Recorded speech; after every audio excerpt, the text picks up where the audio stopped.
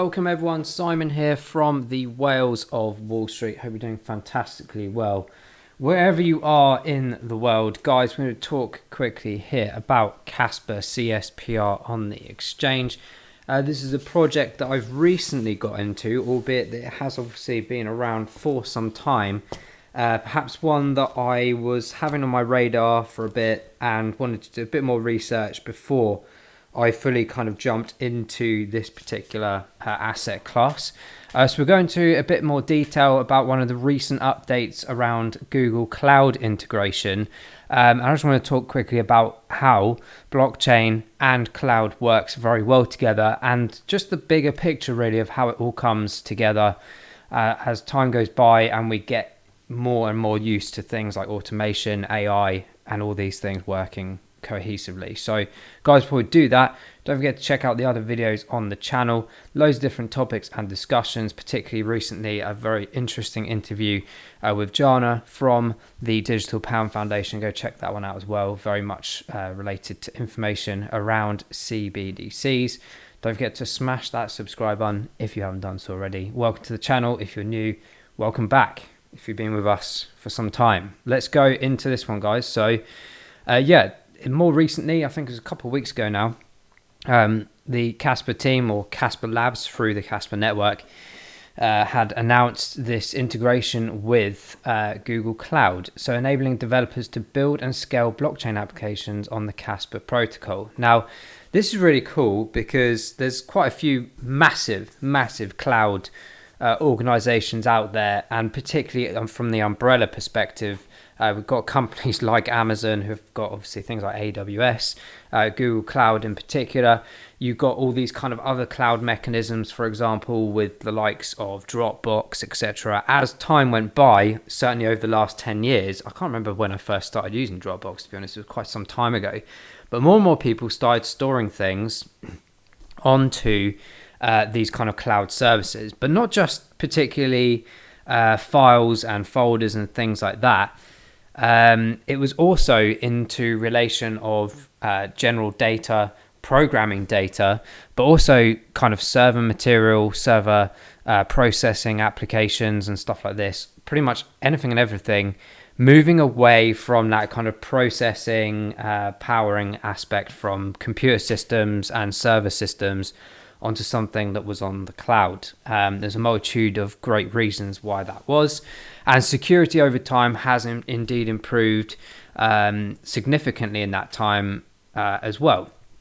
So what we've got in front of us is this really interesting accommodation of blockchain technology, the ability to verify and process things in a very quick fashion, and a more secure fashion. We've got cloud, where we're able to store these kind of things and potentially take away the processing power and the magnitude potentially even of energy and utilizing this kind of thing instead of our own sort of processing physical systems. And then we got things like artificial intelligence coming in as well.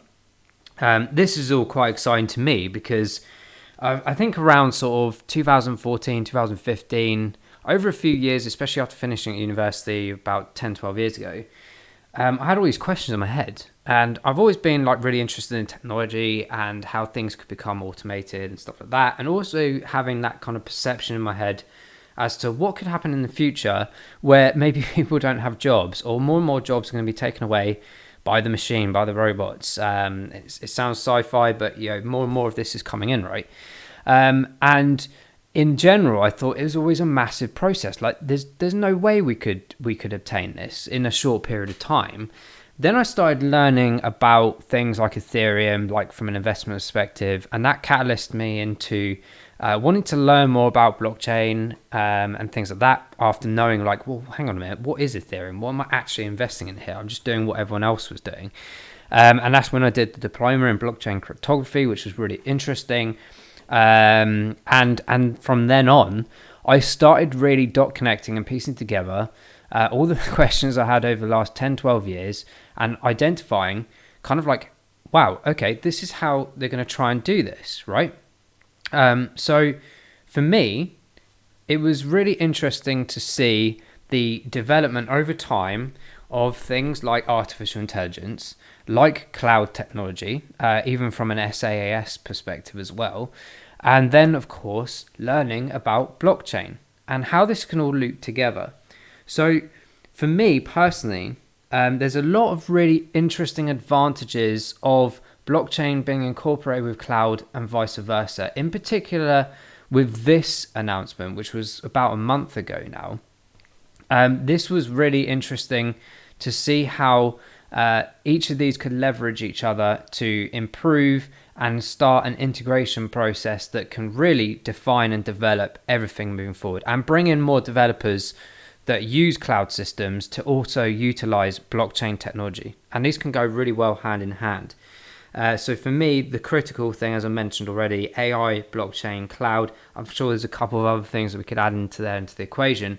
But you can start to see the pattern of like, okay, these new systems, these new technologies, and it is relatively new, all of this, starting to be more adaptive, more interoperable, and certainly utilized a lot more as these years go by. So for me personally, I'm excited to see this development, and particularly as I am now investing in Casper, and I do appreciate what Casper is as a project. We did an interesting intro video on this about a month or so ago. It's something from a project that has been literally thrown at me so many times in comments, in our WhatsApp groups and stuff that I've got for crypto and Web3, discussion panels, etc. And when I started learning more about it, I was like, wow, this is actually a really super cool project. It's got some really interesting, unique things, particularly like the smart contract upgrade capabilities, which we can probably touch upon in a second in this topic, and a load of other things as well. That's not to say that it's, others will catch up or do certain similar things and vice versa, which has happened over the last few years. But there's some nice trails coming along and paths that these guys can go along with together as well. I'm just putting this out here. Google Cloud Services as the layer 0 technology for which founders and developers can build new and innovative blockchain-based products and services that will help grow the Web3 ecosystem. And then went on to say, through our work with Casper Labs, we can provide secure, reliable, and sustainable cloud infrastructure for developers to build and scale their products on the Casper protocol. Of course, the utilization of things like staking and things like this can help with scalability. The utilization of many, many transactions per second is extremely helpful as well. And kind of like all these other things, there's this article here that I found which is really interesting. I'll leave a link in the description below. IoT, here's another one. AI, blockchain, cloud, IoT, absolutely. I was heavily involved with IoT companies over the last few years. Absolutely fascinating things happening in there, smart grids, etc. So again, it's about building this really interesting technological advancement ecosystem. But this article here was really interesting from the perspective that was mentioning all the advantages of the interaction and integration of blockchain to cloud. Some things that pointed out to me that weren't very obvious. I've had things like in here about audit trail. Well, of course, we've got the transparency aspect of blockchain, which is really important.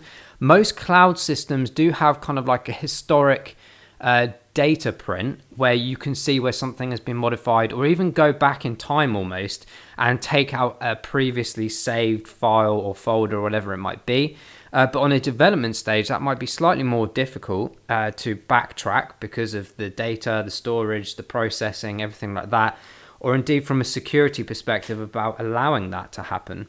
But you do see this a lot more when people bring out patchwork and patches to software or hardware that actually you can backtrack. If, for example, this new software upgrade didn't work on your laptop or whatever it might be, you could download the previous one, right? So for storage purposes. But from the audit trail, it's really interesting if you're dealing with things like finance, for example, or privacy data and things like this.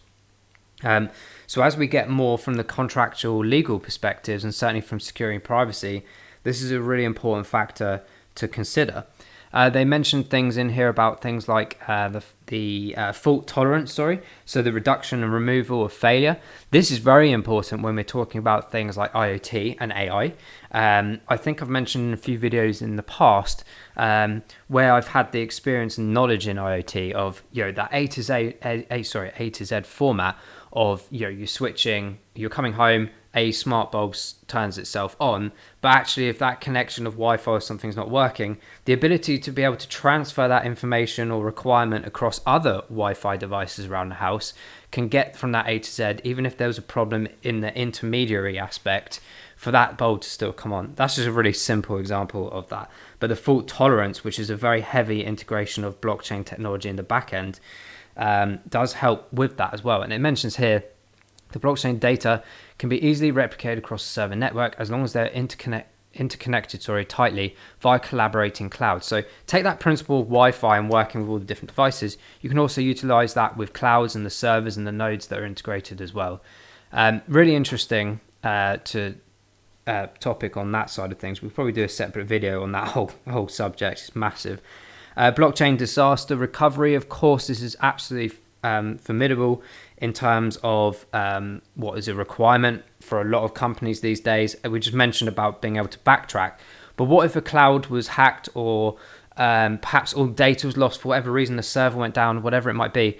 Blockchain has the ability to store that significantly. And in terms of things like transparency, the fact that you can't manipulate it or anything like that is purely driven in a fingerprint format digitally, and in the blockchain format. It's protected by the timestamps, which again is another major factor of blockchain. So again, another advantage that blockchain can deliver to the cloud space. And there's a few other things. I'm not going to read through all of them because you guys can read through all of these yourselves. Microtransactions are obviously very imperative. We talk about, it mentions here about Bitcoins, the cost of sustainability, environmental impacts, etc. I mean, Bitcoin is always used as that example because they always believe that is the heaviest kind of energy required blockchain out there, for whatever reasons those may be. We've done many videos on that as well. But the sophisticated virtual servers in cloud computing now only have to duplicate the OS, the operating system, for its fundamental functions to take care of processing applications. The processing cost in cloud computing is steadily reducing thanks to this trend, making it more feasible to execute microtransactions. So when we loop this back to AI and automation, all of these are actions, guys.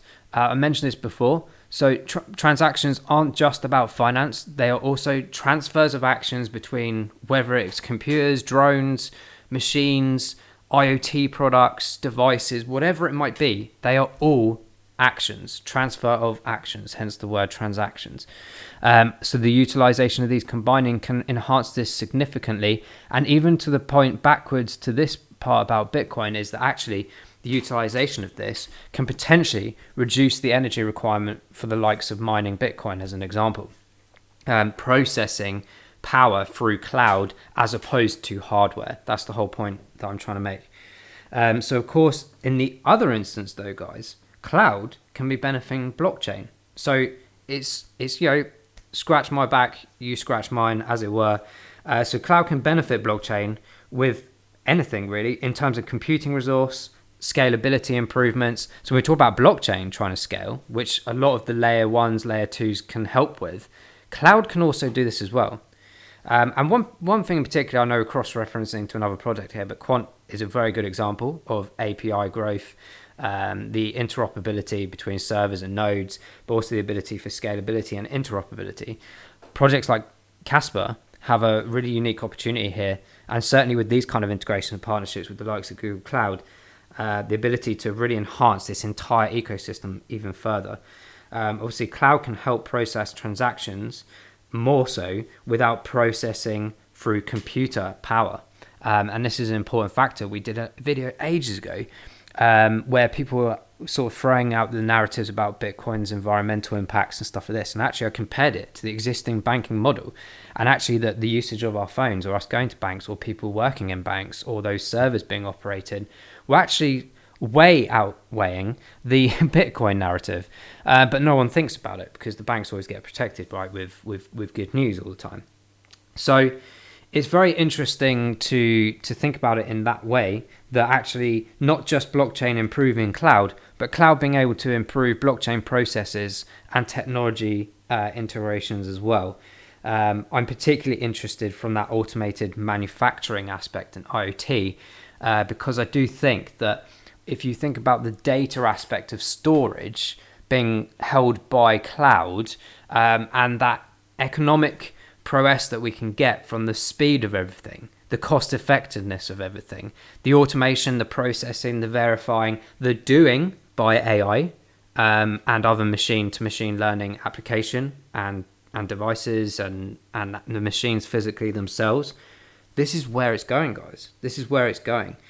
So if we roll back actually to when we mentioned about the smart contracts aspect, the ability to upgrade those, you can imagine when we're talking here about particularly like disaster recovery or the ability to roll back things or an audit trail, the ability to change smart contracts as time goes by based on the new data or the new information or the new deeds or whatever it might be, being accessible, but also to be able to be upgraded legitimately, legally, and verified and processed on blockchain is really significant.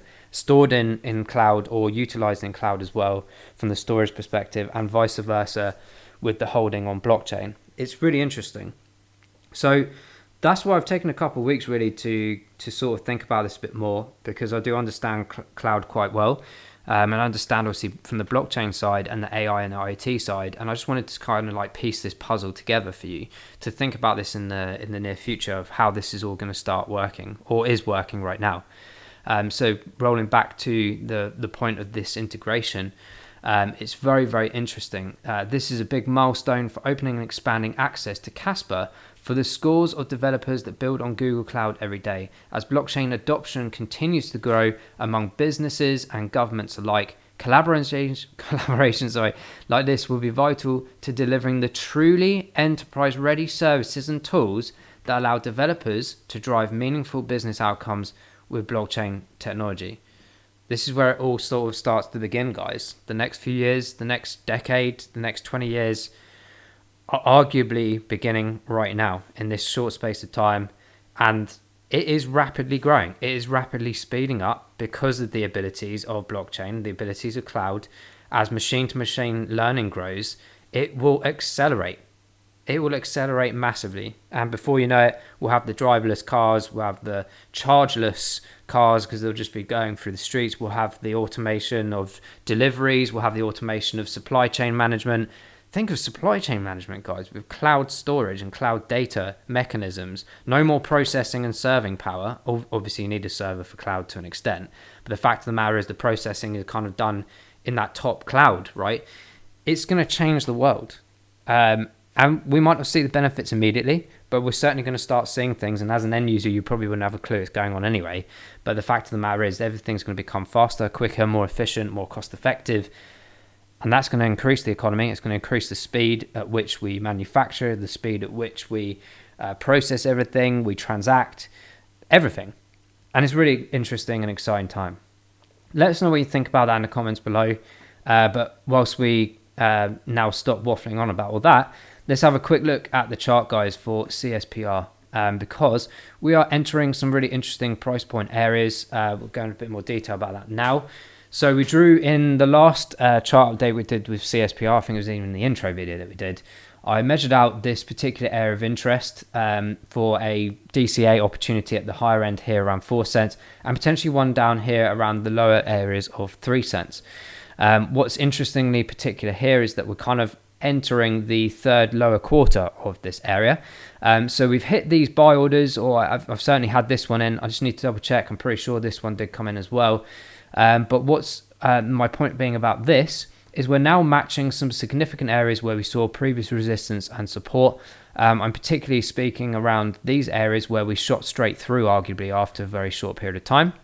And we had some resistance around these areas here as well, and here too. And if you see closely, we dropped down to this area, it rejected, and it wasn't quite ready to come down. So as time has gone, this development has occurred, and we're bringing ourselves down to these lower fib levels here. There is an argument to say that in the bear market that we're in right now, and as stability kicks in and people get bored, and there's obviously bills, there's macro events around the world continuing, there is an argument to say, and that's why we drew in this orange line way back down here, that there's an opportunity even lower than these kind of like 3.3, 3.4 cent marks. There could be an opportunity to dip below, just below that 3 cent mark. I'm not anticipating it personally to be dropping significantly lower than that. It could arguably retest because there's not a huge amount of data for the CSPR asset class over history, and particularly this interesting area around here at the sort of 2.7 mark is probably arguably the lowest area that we would get to identify that as a definite support level before we can start uprising ourselves. But don't be too surprised to see some interesting action around this current area of 3 cents. As I said, for me personally, it's a great DCA opportunity. That is backed with the RSI data on the bottom left hand of the screen. 39 on the 14-day. It's still slightly high for me personally. On the 28-day, I would like to see that come down before I put a bit more significant collateral and capital back into this asset. But I have manually been adding a few things as well as my limit orders as well, because I do think this is an interesting area of opportunity. You see the last couple of times this has hit that area, it has bounced back up, and we do tend to get the retest. Certainly probably we'll see maybe some retests of the 4 cent again and an attraction back again. It's all kind of like related to the edit away format, but more in my case, in my opinion, is that we need to start testing these lower regions before we get to any kind of bull cycle in the future, because we don't want to see these huge gaps, because, well, it's great for day traders, great for weekly traders for sure if you ride those storms and take advantage of them at the sell and buy areas when they come about. For me personally, as a long-term holder, I'm sitting here thinking, well, I'd love to accumulate as much CSPR as possible, but I want to be doing that in a more calculated area and remove as much risk as possible, which is why dollar cost averaging DCA is a great strategy, in my opinion. But it's certainly one where you can really start, if you look back in history, to identify, okay, this is a key area. We're not saying that it won't come down lower than that. We can see some areas potentially both from the fib levels, but also in data where it could potentially come and test again. But right now, and certainly in the shorter term, we can see that we're in some relatively, I wouldn't say fully risk-free, nothing is risk-free, but again, from my opinion basis on what I'm doing, this is a great area of opportunity to take some accumulation. But I will be waiting just to see if we do hit back down towards this 3 cent mark, i.e. where this orange line is that we drew in the last time we did a video on this, because I think that's where the 28-day will come down to that sort of 40, 42 mark, and we might see that 14-day come down to around maybe the 35 to 32, and that's a really good buy point, in my opinion. We see the performance indicators on the right side are suggesting that certainly in this month and week, it's obviously been a bit of a bearish momentum, and that may continue, albeit not like a rapid deployment downwards. It's more of a strategic, subtle way of doing it. But indeed, so far, the 3 months, 6 months is still strong. But in general, we are still in the bear cycle, the bear market. This is probably still going to go on for some time. So I do think there's plenty of opportunity. It's not like to say we're running out of time as such. You're still going to get these fluctuations of cycles, mini cycles within the big waves. And that's the ultimate thing, right? I'm not going to sit here shilling things or saying that I'm predicting this or predicting that. I'm just saying my opinion is based on data and based on what's been working for a few years now, and on all the assets that I hold, that there are opportunities here to accumulate at the lower prices. At the end of the day, if you're a long-term believer and holder and instigator of crypto and what it stands for, these prices of CSPR, whether they're 3 cents, 5 cents, 10 cents, are probably nowhere near to what it's going to ultimately get to in the high regions. But for me personally, I just like to accumulate as much as I can at these lower areas. Let us know in the comments what you've been doing with CSPR over the last few weeks. Are you taking advantage of these dips? Are you a long-term holder, short-term holder? I'm really interested to see what everyone's psychology is behind all of this, and in a sense your belief behind CSPR as well. Is it one for you, not for you? It wasn't for me for a while, that's because I had so many in my portfolio, but I did start adding this one because I do believe it's got some really interesting, unique aspirations, like I've said. And I'm certainly loving the integrations and conversations around things like the cloud systems, which overall for me is more interesting about the incorporation of all these different ecosystems working together, these different industry sectors and abilities. So guys, we'll wrap it up there. Thanks for watching, and we'll see you in the next CSPR video. Take care, and bye-bye.